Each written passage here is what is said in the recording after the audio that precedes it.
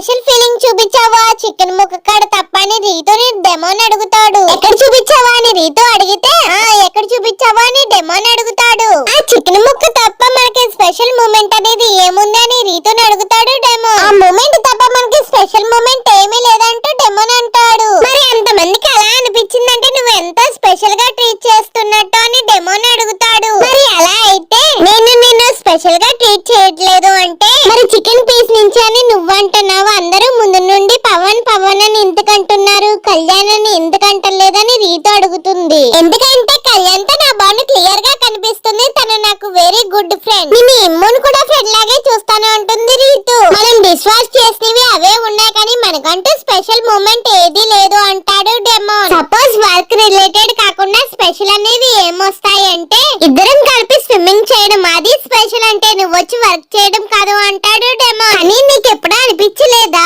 I want to friendship towards him అని రీతు చెప్తుంది. హే నీ ఫ్రెండ్షిప్ గురించి మాట్లాడలేదని డెమోన్ అంటే హే నువ్వు అదే కదా మాట్లాడుతున్నావు అంటుంది రీతు. కానీ ఒకటి వారంలో ఫ్రెండ్షిప్ వారంలో అది అంటే వాడు నువ్వు ఏం ఫీల్ అవుతారో నేనేం చెప్పగలను, నాకేం తెలుస్తుంది అంతే కదా అని డెమోన్ అంటాడు. మన ముగ్గురం కలిసి ఉన్నప్పుడు మీరు ఏం మాట్లాడుతున్నారో నేను జడ్జ్ చేయగలను అని అంటాడు డెమోన్. నువ్వు ఎప్పుడున్నావురా నువ్వు వెళ్ళిపోతావు కదా అని రీతు అంటే వెళ్ళిపోతున్నానంటే నాకేం తెలుస్తుంది అని డెమోన్ అంటాడు. వెళ్ళిపోయేది నువ్వురా, వెళ్ళిపోమని నిన్ను ఎవరైనా అన్నారా అని రీతు అంటుంది.